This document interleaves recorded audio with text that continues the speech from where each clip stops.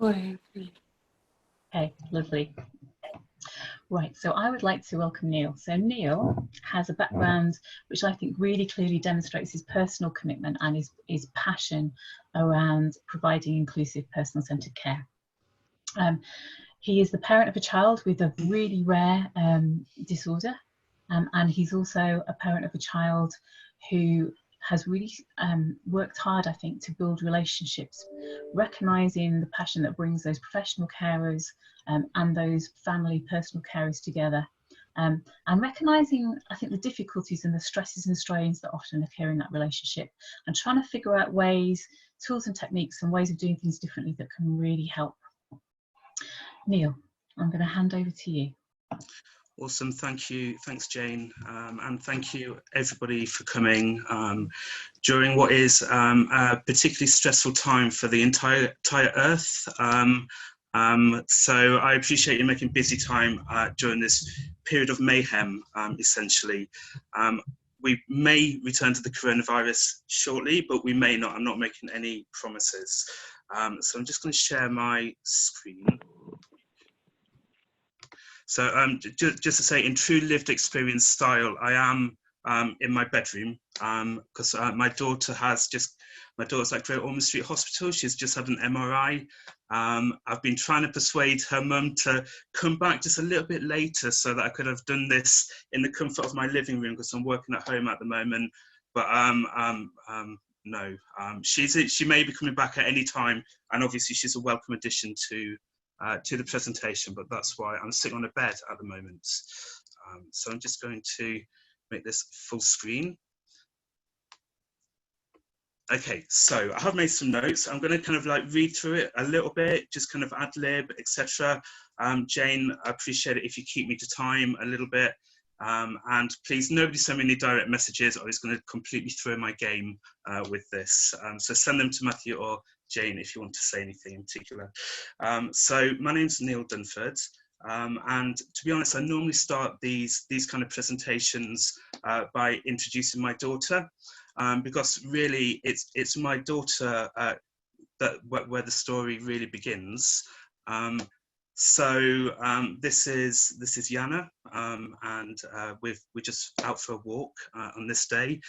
But Yana was diagnosed with an ultra rare neurodegenerative condition. I always feel like I'm showing off when I say ultra rare, but it basically means like 2 or 3 children per year get diagnosed with this condition in the UK.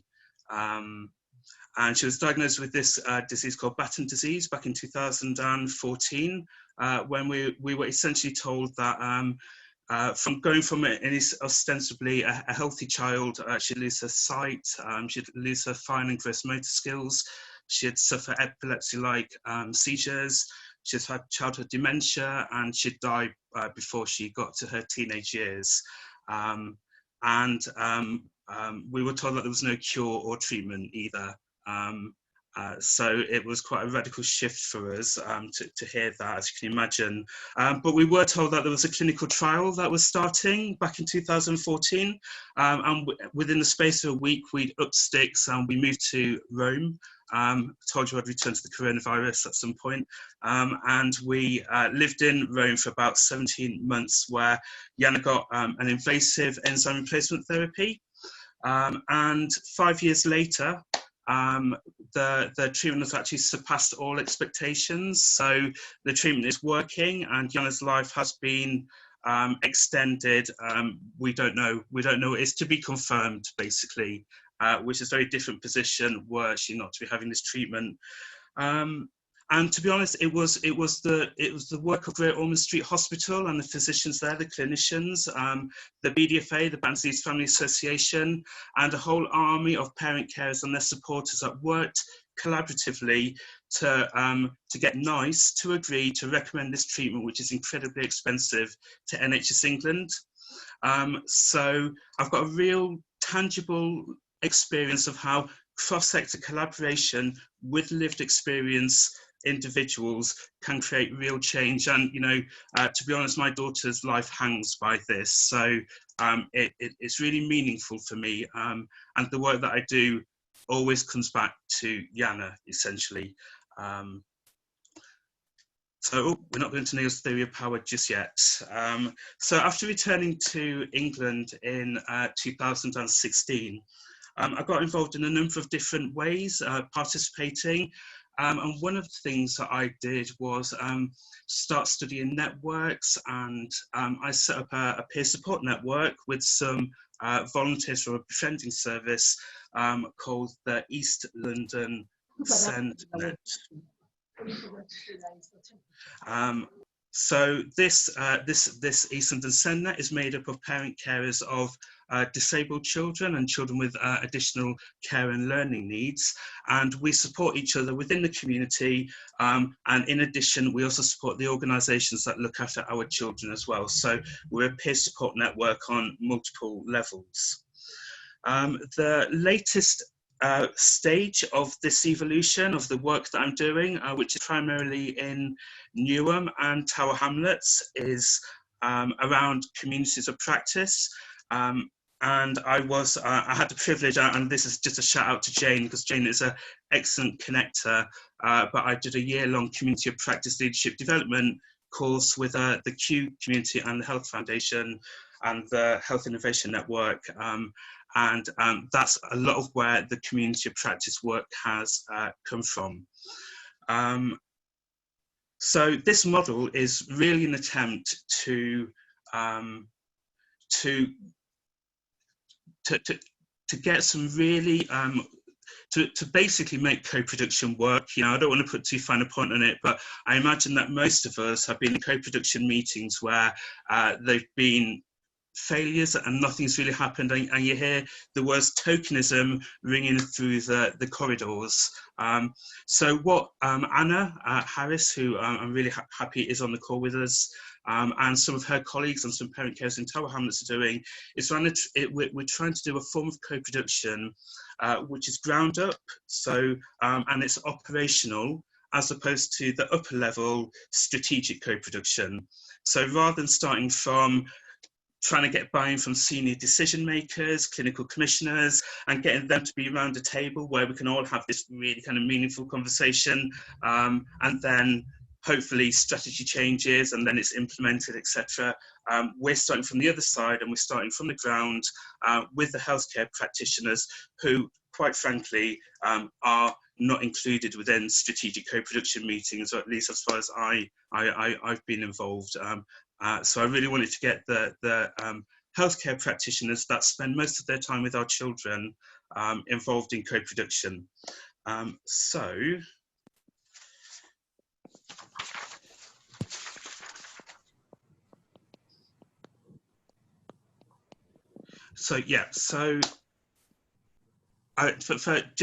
Just in case there are some people that don't know what co-production is, I just want to, my go-to definition of co-production is where the service provider and or the service commissioner and the service user, they work together to deliver a service or develop a service. Okay, so that's a really basic definition of co-production. In practice, it is a lot more complex than that. And the reason that co-production is complex is because the people involved in the co-production are complex, and the systems that we live in are complex as well. And the systems that we work in are complex. So there's a lot of complexity going on around all of this. And a lot of my thinking, so this is really what I want to talk about over the next 10 or 15 minutes before we go into the conversation, essentially, where we're going to drill down a little bit further on this. And I really just want to present to you my concept of a lived experience facilitator. And this lived experience facilitator has come out of some of the participatory courses I've done over the last couple of years. And this lived experience facilitator concept is underpinned by Neil's theory of power. So you don't have to keep looking at my face. I'll just give you that as a sneak peek. I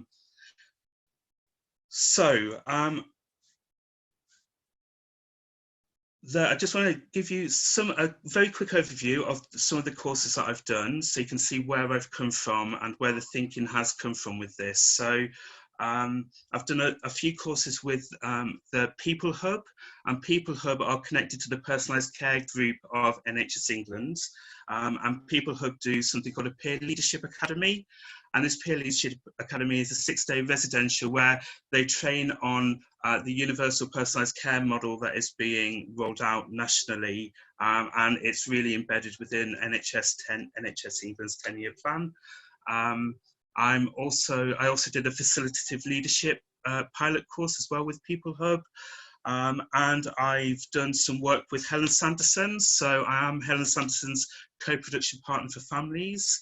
And I've done some work with her on the self-managing teams and value-based recruitment as well. I've done some work with Sociocracy, which is a really big self-governing model, self-managing model, and I've done some training around Holacracy and Holacracy facilitation too. And with all of this, I've blended it in with the Community of Practice Leadership Development course that Cleo and Sam Jenkins have delivered, which I mentioned earlier. And like I say, from this came this Lived Experience Facilitator. But what I want to do now is just quickly talk about power. Okay, within our field and area, it's just so massive. So therefore, I decided to develop my theory of power. And I'm not saying that I've cracked a code or that this is kind of, there's a PhD behind this. I'm just saying this is what informs me and my practice when I show up in the community and I do what I do with the healthcare professionals and the practitioners that I work with. So essentially, what I believe is that when you or a loved one you care for has an impairment, and that could be a disability, a physical disability or a cognitive disability, our power, our intrinsic power that we have as essentially our birthright is assumed by the professionals that are providing care for us. So I'm purposefully using the word assumption because most often our power is unconsciously assumed by the professionals providing support to us. And, we have to, as a parent carer and as a disabled people, we have to let people into our lives, and we can't do stuff without professionals supporting us. My daughter, like I say, she wouldn't be here if we didn't have that.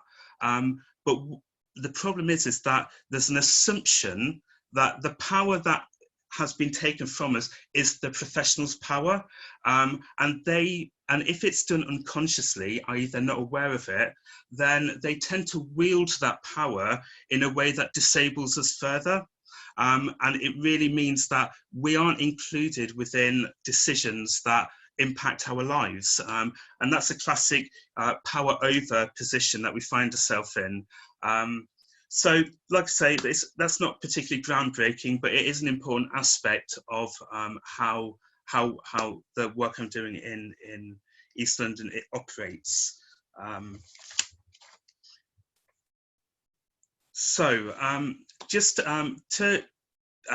think we all know about how power over operates within health and social care, but just a few examples. So by not including us in meetings, and we might not be included in meetings because they think that we're not capable of keeping up, or we're not going to understand, or we're going to take the meeting's going to get slowed down, and they've got to thrash all this stuff out before they start including us, even though the stuff that they're talking about directly relates to us and impacts our life. That's one assumption of our power.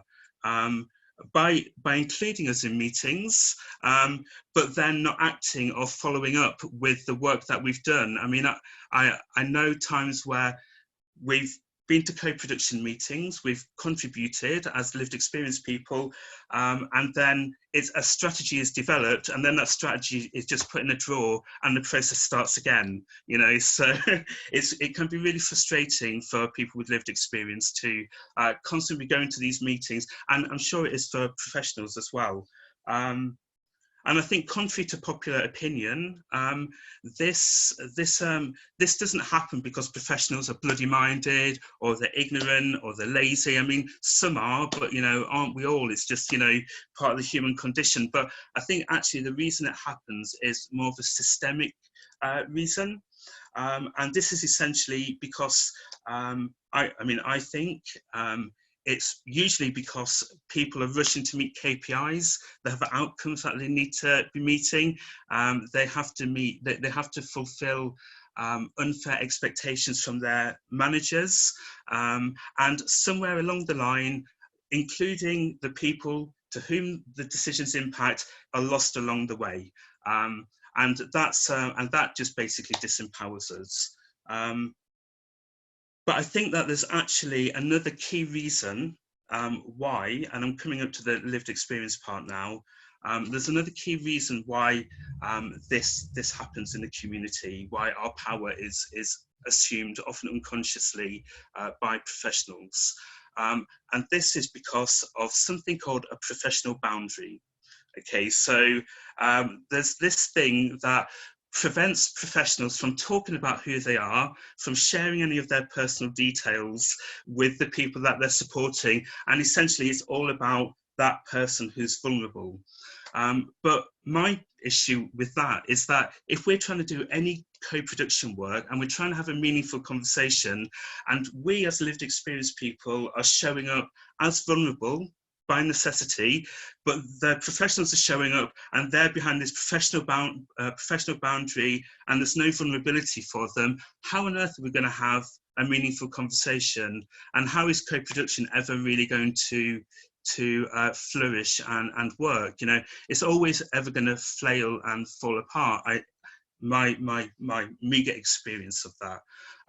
So that's why I've developed the community of practice work with professionals like Anna Harris.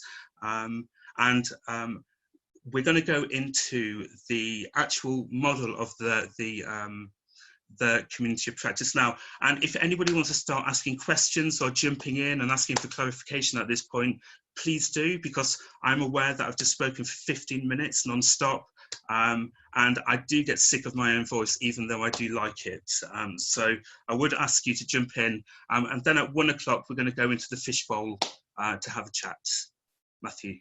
There is a question from Kerry. Oh gosh, where is it? I don't know if she can speak. Do you want to unmute?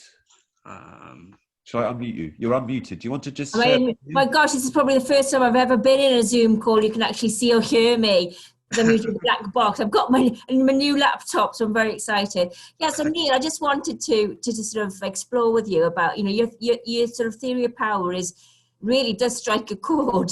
And I was just interested in if you've shared it with clinical people, and you know, what has their reaction been? Had people sort of had new perceptions from it, or has it been quite a defensive sort of reaction?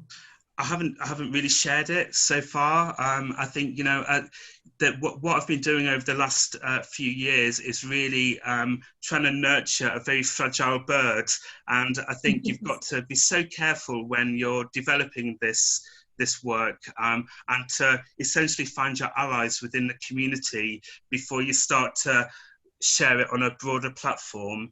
So I've met people like Anna. I don't think I've even shared this with you, have I, Anna? But this is essentially how I show up in the community, and I am hoping that in time this will become more of a dominant theme within the work. But no, I haven't really. This is the first time I'm showcasing Neil's theory of power to people. Right. It came up with all MBA work I did it last year. Yeah.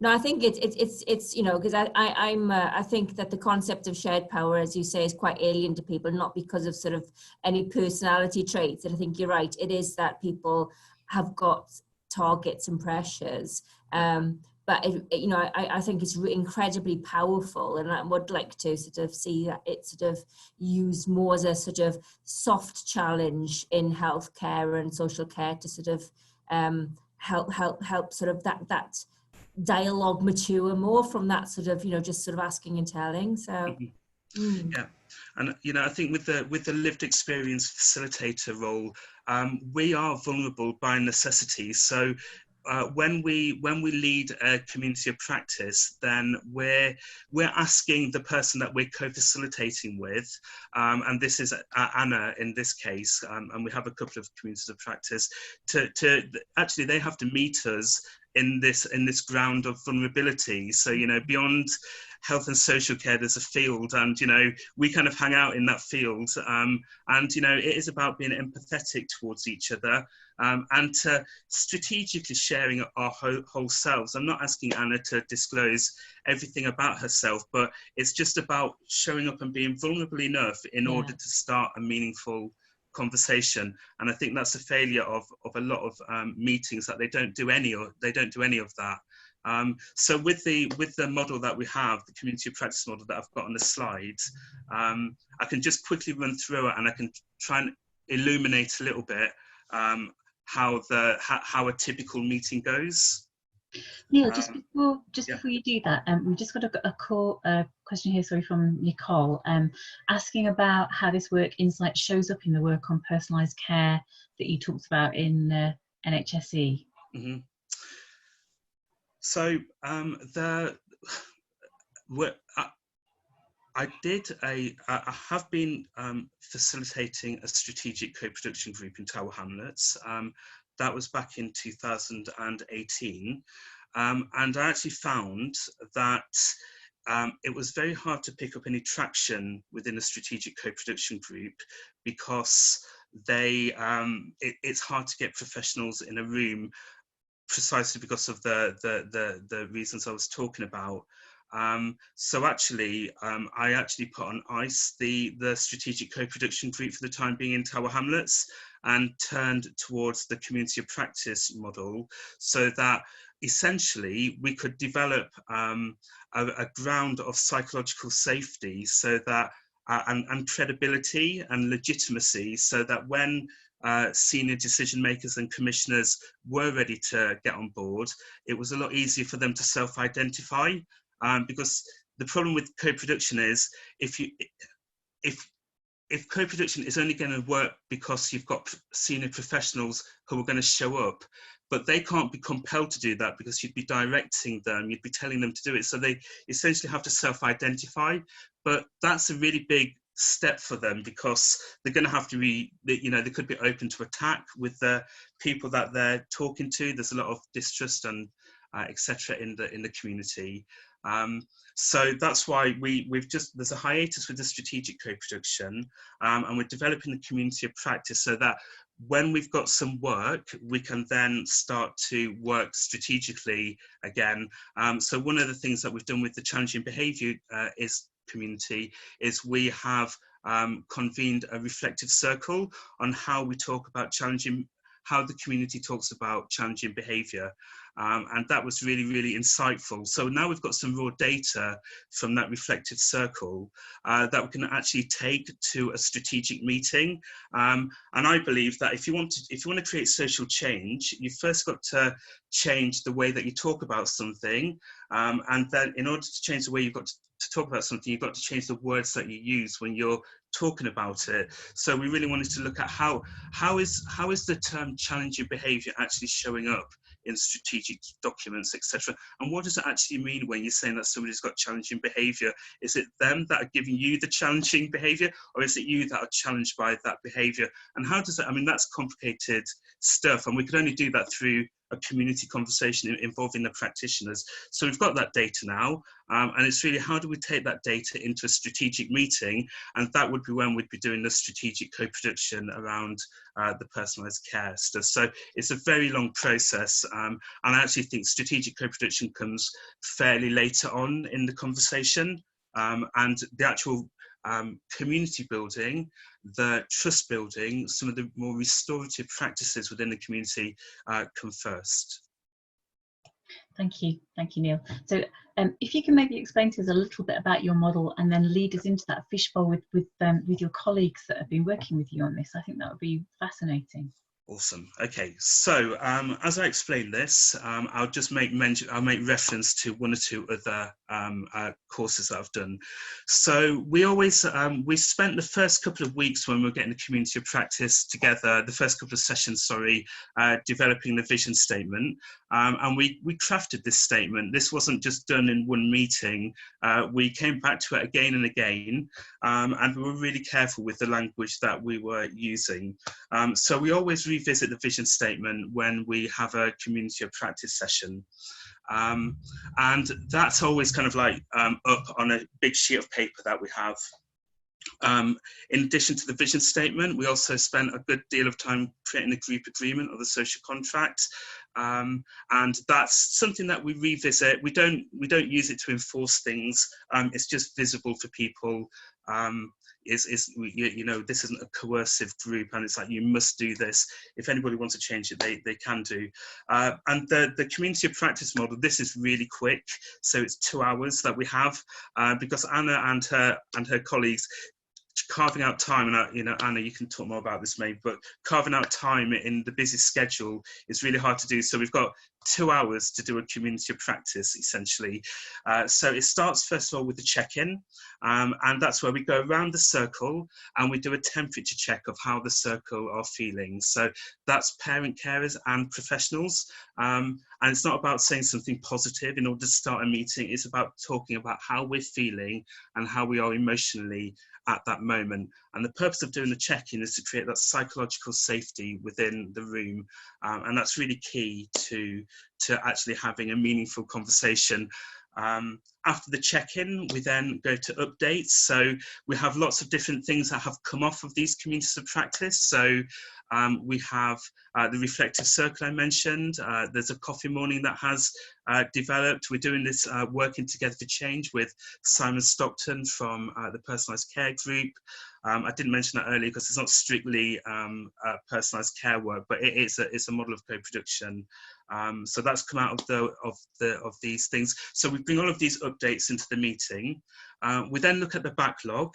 So essentially what we're doing, we're creating a list of tensions.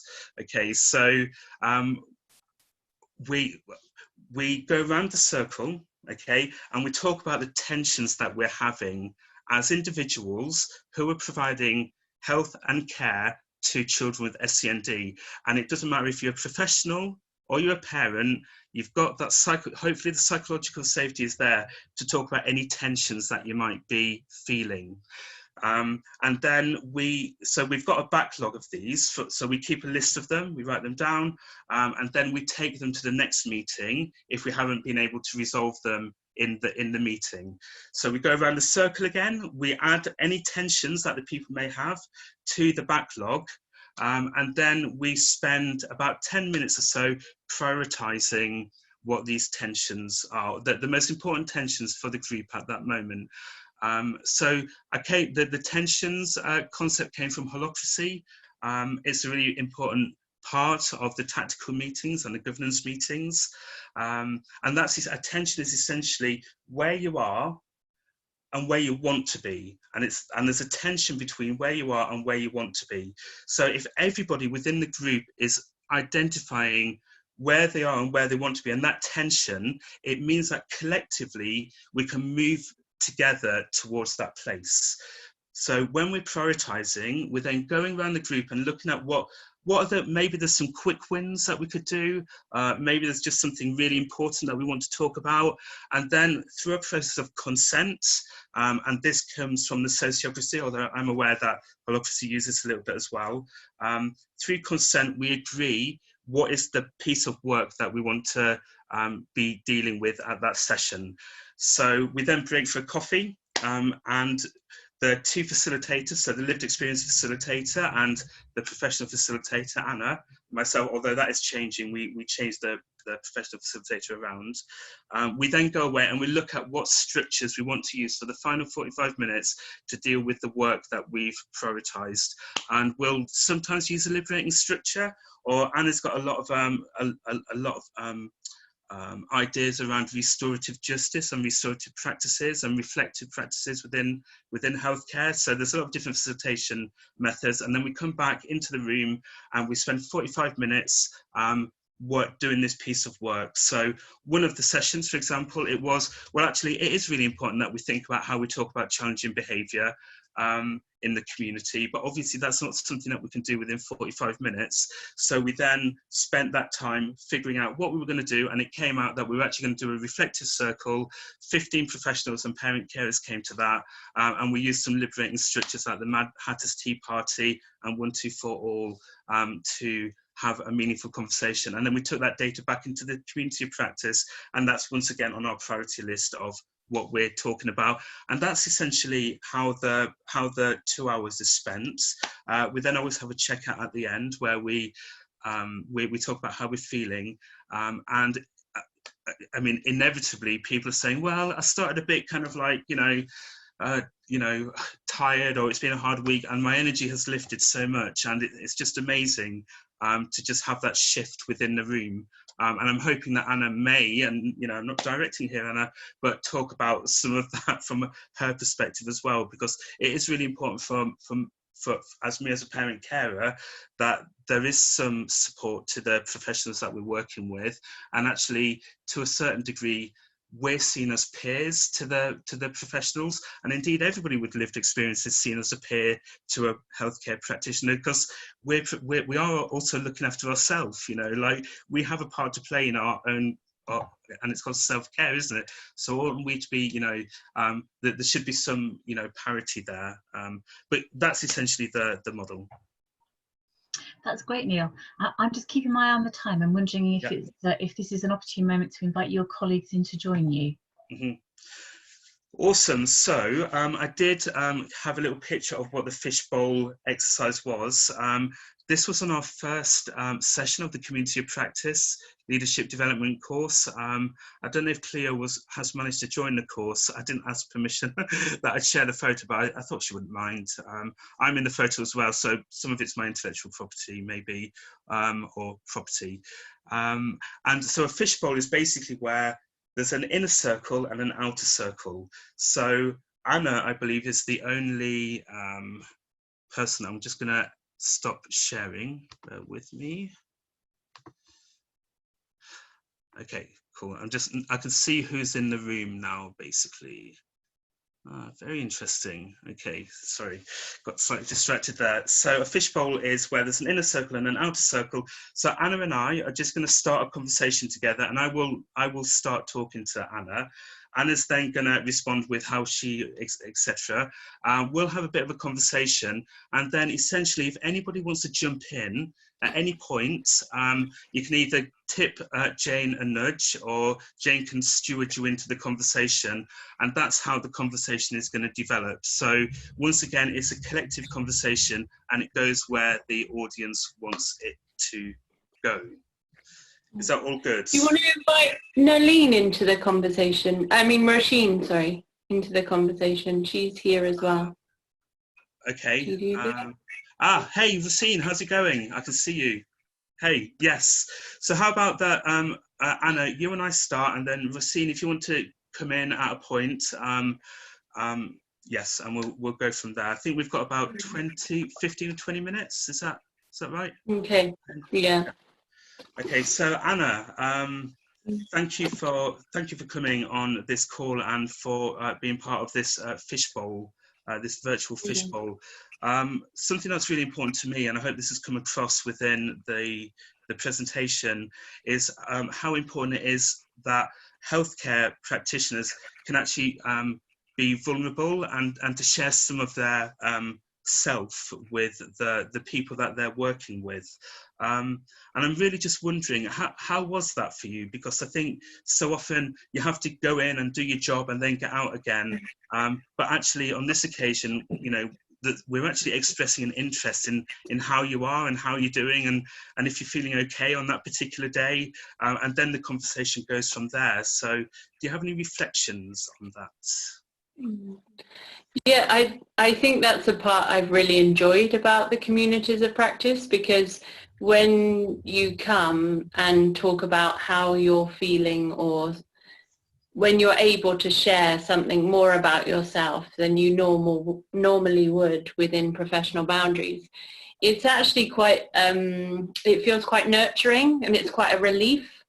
And I think it sort of, for me, that's one of the sort of technical things that actually helps you to work in co-production or in partnership with the parents and with other people, because you're doing exactly the same things as them, and it takes away, in a sense, your, I don't know, what you were talking about earlier about power in the system, I think is absolutely true. And I think that when you come in that way of sharing something of yourself, that is one of the mechanisms that helps take that away, or put people on a more even keel.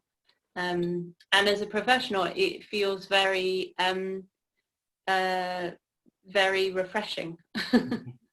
Yeah, and you know, like I said, you know, we always finish the meetings feeling better, don't we, than when we actually began the meetings. There's never any collateral damage from doing these conversations, you know, and nobody is let down or excluded. And Racine, I'm just wondering, as you coming from a slightly different angle, now maybe you can introduce who you are a little bit. How is this informing what you're developing, and how you're kind of looking at the future, and how you're perceiving things? Yeah, so I'm a trainee clinical psychologist, and moved to the service to do a 6-month placement, and part of that was attending the community practice meetings. And like Anna, I find it really refreshing to be able to be at a more equal level with parents, and to be able to share things. And yeah, it's really kind of refreshing to be able to work on things in a community as opposed to working one-to-one with people, because I think a lot more can be achieved in the long run. And I think it's the way that it needs to go. And it has made me very aware of the things like, so our service provides care for families with children with disabilities. And it just has made me really aware of my own role in creating, unintentionally creating kind of barriers for families in terms of thinking about how social structures are designed. And I think it's really important that we include children and parents in thinking about how to best support them and to change things. Yeah, and I think that's one of the, it feels like that's one of the key things with this model, is that actually we're all becoming more conscious when we're taking part and showing up. You know, we're becoming conscious of how we're impacting the other person, and I know that I'm one of the pain in the ass parents that turn up to my daughter's school demanding things, you know, and it's hard for me because I struggle with that all the time, to try and be the voice of my daughter, and also to try and see it from the health and social care practitioner's point of view as well. And it's only when you actually get to talk to you know people like Racine and Anna and her colleagues about how their day has been, that we can just be a little bit more conscious that we all need to support each other within this, and that's the only way social change is going to really occur, I think. Yeah, absolutely. It is really that keeping those relationships in the community is really key in it being successful as well. And you do a really good job in that, Neil, in terms of helping us to all feel included, and those exercises I think are really helpful as a way that everybody can contribute equally in the community. Yeah, I appreciate that, and that is because that's a distributed power model that self-organizing and self-managing systems have. So it's about distributing the conversation around the entire circle, rather than it just like a chair, essentially, just directing the conversation. It was a really big learning for me on the Peer Leadership Academy course, when I learned that co-production groups shouldn't be chaired, you know, they should be facilitated. Yet all of the co-production groups I'd ever come across had chairs, you know, and it's like, oh my God, you know, that's the reason it's called a chair, is because people sit on power, you know, and actually when you're facilitating something, you're making something easier, you know. And with a lived experience facilitator role, it's about us guys turning up and actually just making this process easier. It's our responsibility as well. We're the parents or the caregivers of our children, or we're the ones with the needs. And I'm not saying it's all our responsibility, but we do have a responsibility to make this process easier for the professionals, and it's got to be equitable, you know. So I'm not talking about equality, I'm talking about what we can do where that the conditions are created so that we're able to do them. Yeah, and I think the structures you use, like the systemic reflective groups, where we take turns to reflect on things in pairs and then together, are structures that as psychologists we've often used within our within our team and with each other, but not so much with the parents, or often not with the families and the parents. So it is the first time, I think, where I've been involved in a parent-led group that provides, that brings us in together to think about why are these things happening, and what we often call formulation, thinking about why is this behaviour so challenging for people, families, the community, and what does that mean for us and everyone else. And it's really energizing to do that, as with, you know, led by yourself, a parent with experience. It's, for us, that's been something that's been so helpful, and I hope will lead to a more effective service, really, and community. So Neil and Anna and Rustin, I'm just wondering if now is a good time to maybe invite Nicole and Kerry to come into your fishbowl circle and explore a little bit more about what Nicole has identified, and I think this could be a good way to phrase it, that the challenging behaviour presented by professionals, and maybe think about some of the key messages that we might want to formulate to take out of this conversation today and back into our workplaces. So is that all right? So if we invite Nicole and Kerry to join you? That means excited in Zoom lingo, by the way. So how are you still able to pull this together, Neil, or can you see Nicole and Kerry there? So I think yes, Nicole was asking about the challenging behaviour that professionals show up with. Oh, okay. Okay, so you'd like me to respond directly to that rather than for Nicole to say that? Well, I think it's more about you helping to pull people into your fishbowl. I'm aware that I'm. Oh, got you. Okay, yeah. I think Nicole,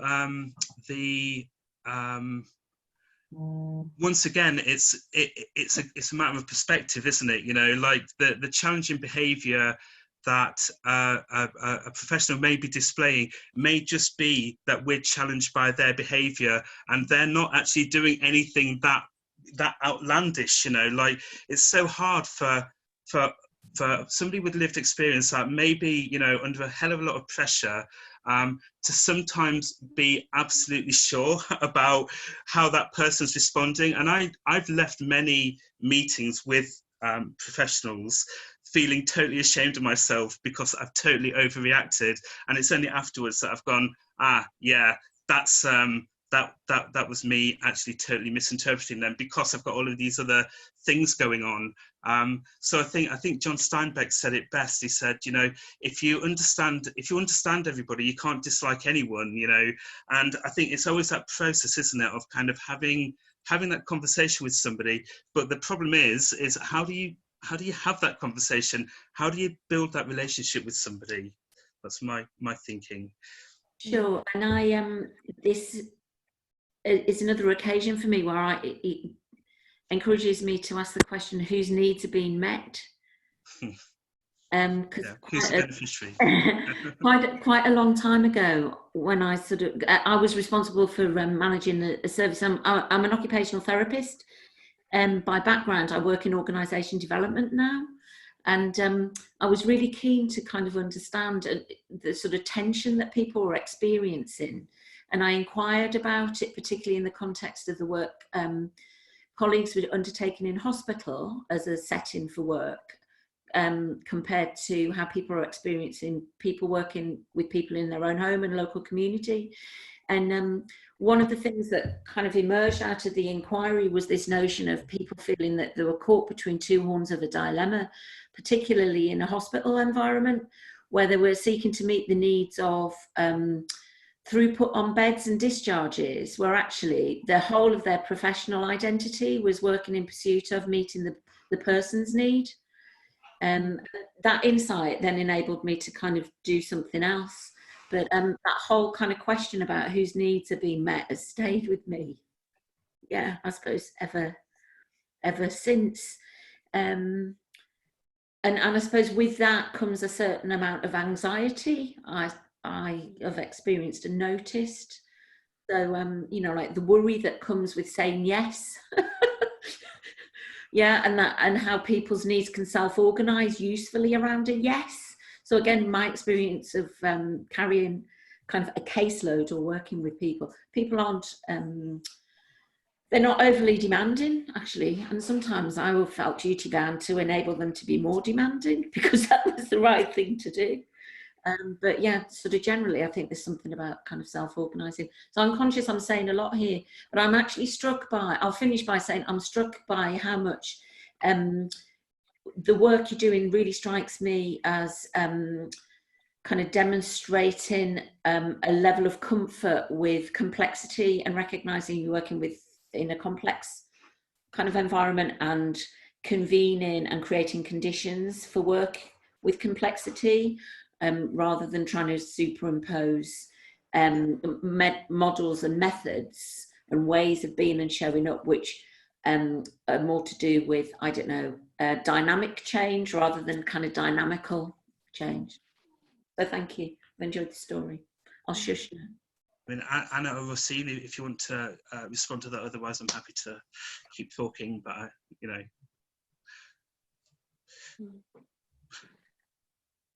I'm happy to. I think I agree with all of those reflections. I think they were very pertinent, because I think as a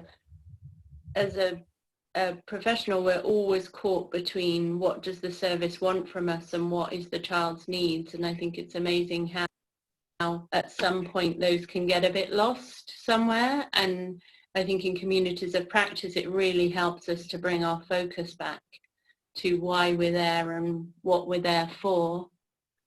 I don't know, Roisin, if you have anything. No, I think exactly what you're saying. You said it well.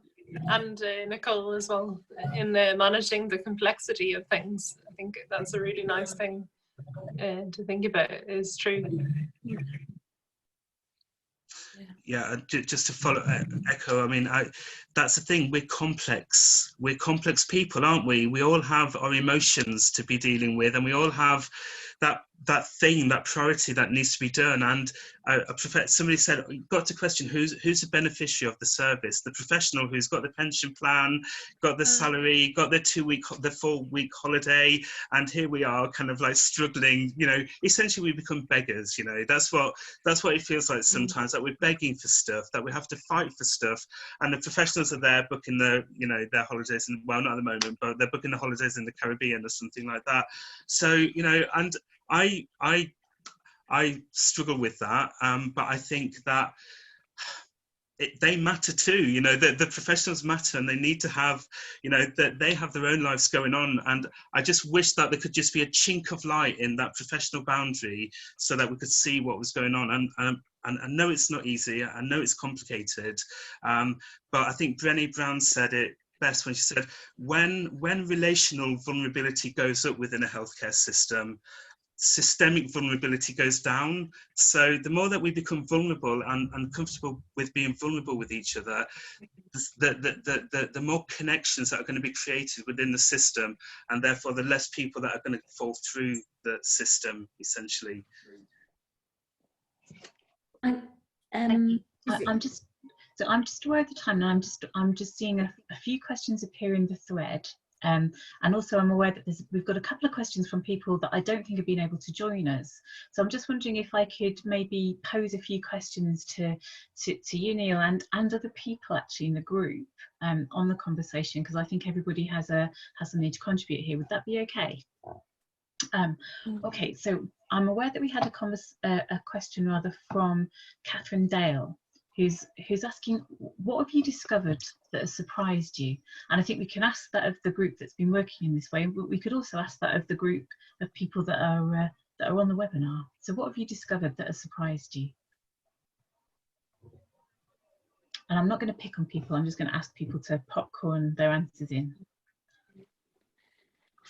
I think for me, it was a simple thing in that communities of practice was taking quite a lot.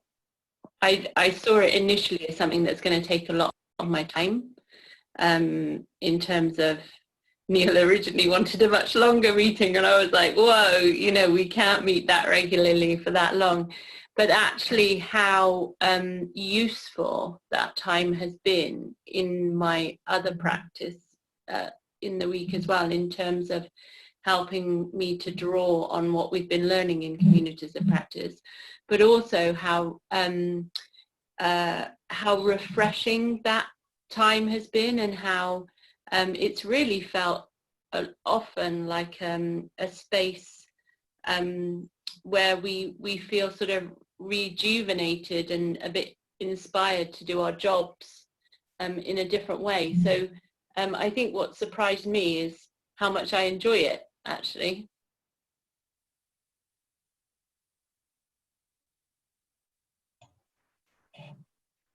Anyone else like to share?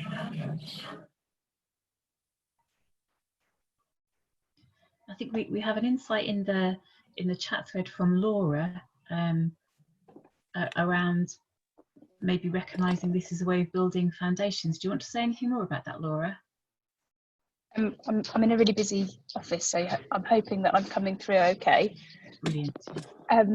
Yeah, I think so. What we've got locally is we're following our SEND strategy. So we've got, and I was fascinated by what you were saying around, you know, the more strategic stuff coming at a different stage. And as part of that, we've got working groups, and I don't want to say they're co-produced because of all of the things that you've discussed today.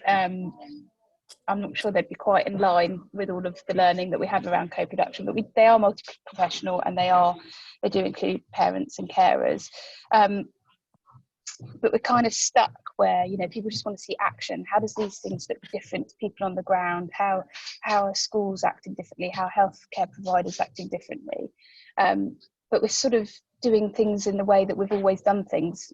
You know, the strategy groups have got chairs. We want an action plan, etc., etc. So I'm really, you know, how have you balanced that kind of push for local areas to just want to get things done and just crack on and see differences in amongst, you know, trying to do something differently and building the trust around doing something differently, I suppose. I would say that I think the first step towards real co-production is co-facilitation, and that doesn't have to be strategically, it could just be operationally. So operational co-delivery for me is direct impact within the community. When you start working collaboratively with the community, that's the nearest you're going to get to the most immediate action you're going to have. And it feels like when you're doing it strategically and you're sat around a table and you've got that chair, whatever you're developing, even if it does get implemented, it's going to be so long in the future that maybe their kids have grown up and got past that point. So it doesn't really matter so much to that person around that table at that time. So actually the co-facilitation model, where you sit round and you actually have a meaningful conversation together, and if you were to have a lot of them, you know, 6 or 7 within a borough or, you know, a district or whatnot, then it just feels that that's the closest you're going to get to an immediate win, basically. But I get that people want to see things happen overnight, and I think if people could perhaps see that it doesn't really work like that, you know, it's actually there's a lot of stuff that has to happen in order for change to occur, and that's seeing it from a professional's perspective, then people will be maybe a little bit more forgiving when strategic co-production just takes a little bit longer. That's really helpful, thank you. I'm just aware as well we've got one person with us on the phone, and I'm not sure who it is, but they obviously don't have access to the chat box. So just wanting to go to our person on the phone and say, is there anything that you wanted to add in terms of an insight or a particular question that we haven't covered? Hi, no, it's Helen Lee here. I work in the National Experience team at NHS England Improvement, and I sadly can't get through to the Zoom, so I've enjoyed listening to the conversations, and I've really valued the time. So no, I've nothing to add, but absolutely fantastic. I've really enjoyed listening to it. Okay, thank you. I love the fishbowl example. Thank you. So I'm really aware of time, and I think we could easily go on for another half an hour or even an hour, Neil. So thank you so much for all the energy and effort that you've put into preparing for this today. Thank you so much to everybody for joining us. And I'm aware that there's probably a million things in your inbox and lots of things on your desk that you should be doing. So thank you for taking time to join us today. If you are free, on the, I think it's the 22nd of April, is that right? Yes, it is, 22nd of April. We've got Annie Francis from Neighbourhood Midwives who will be joining us to talk about her experience of setting up and running self-managing midwife teams, and sharing with us the story of what happened there. We would love to welcome you into our online group in the key community, and the link is in the chat box there. Or if you have any more questions or any more ideas about things you'd like to talk about or webinars that you'd like us to run, please let us know. But thank you so much for your time, and we'll send you an email with the link to the video recording so that you can view it again or share with anybody that you think might be interested. Thank you very much, and thank you again, Neil, and all of your colleagues. Thanks, everyone. Best.